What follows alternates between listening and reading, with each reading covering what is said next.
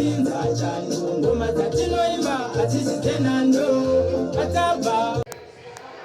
my name is Party Twice. We are back again with yet another video. Pano Party Twice to Danya Jesus Whittaker social media. The Mutumano Osenyi Katimire. Atimire, did you try to try Panaba? Did you want Zirai Boys? Did you want Zirai? That's the way I'm Kumana. Nice of whom? Fana, who is a drama? I'm Fana, a Papa one boys. YouTube channel, yeah, does it? Ya Farisco boys YouTube channel. Ya Farisco boys wetu tunatoa bishi kuti ingadzukese turi bishi mozi tosaka ma episode mamwe manywana asiri kubuda cause hata se akurambidzwa kuti se poster afariswa mkumanga afariswa yo afariswa saka tikatopedza munamato sadza tichipora iyi ndiyo nikirini ndo zvari kutaura izvi mukomana. Morning warungu mamuka boy remabosi iya isi mhosva yangu, so there's no need yekuti nditi sorry bandongokuti sorry nekuti hamusi kuona for the meantime. Alright, tine message yatakaisirwa neyoutube ona ichiti inoita inonzi vetting yekumbotarisa yekuti uprove kuti channel ndeyako here, content yauri kushandisa iri ndeyako here, haizi vamwe vanhu here. Saka zvaunoita unotanga watotora behind the scene, wotora zvese zvaunoita paunoshuta paunoedita, zvese zvaunoita wovasendera kuprove kuti zvinhu ndezvako, masoftware unoshandisa zvese everything, kuti waprove kuti channel ndeyako. Wozi vainyora kuti like content yamunobuditsa yakawandisa waiziva panguva imwe chete, saka tizoziva kuti mune maishuta nguva uye content iyi ndeyenyu here kana kuti muri kungotora kumamwe machannel muchingoposta.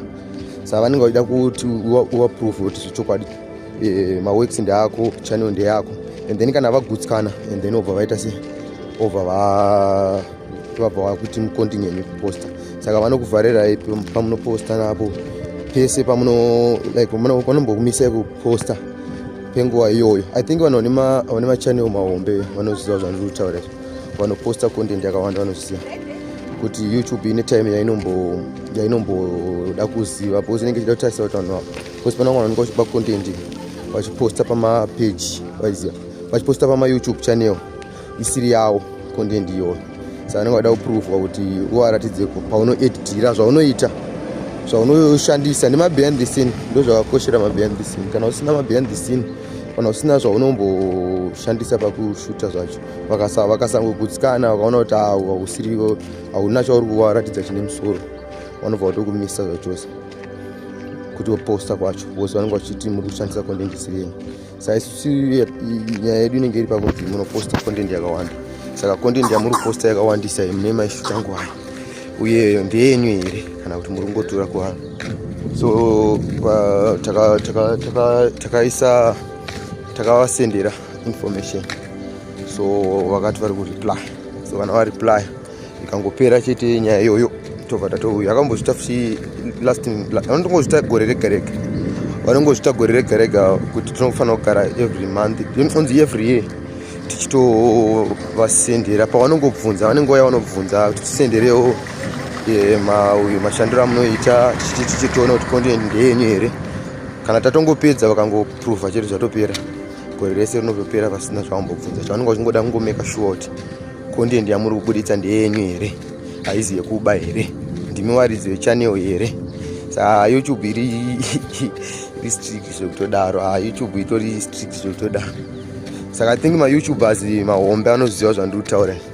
Saka very sorry guys nekumbomiswa kuona. That's why ndofunga makaona kuti ndakatombobuditsa episode 17 ne16 dzadzitori pawaiting, dzaifanira kutobuda but dzakatongomiswa, dziri pawaiting zvokuti vachingopedzawo kuvheta masina avo tobva tatotanga kuti makanda ese. But don't worry, haisi nyaya yastereki, cause masina ndindeyedu here isusu. Saka hapana, inyaya yekuti vanenge vada kungogara vachiziva chete kungoti content ndeyenyu here, kangowaprova kuti ndezvenyu.